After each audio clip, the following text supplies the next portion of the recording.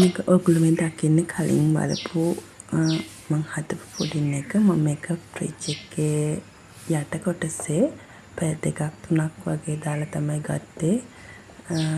බලන්න පෙනුම හරිම රස පාටයි වගේම හරිම රසයි.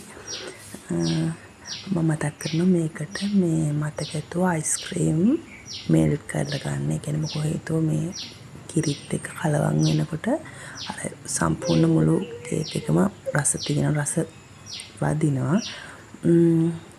බලන්නකො හරිම රසයි. මම මේක හම්බෙන් මේක නමක් නම් මන් දන්නේ නැහැ මේකට නමක් මොකද්ද කියලා. මේ රස්නේ දවස්වලට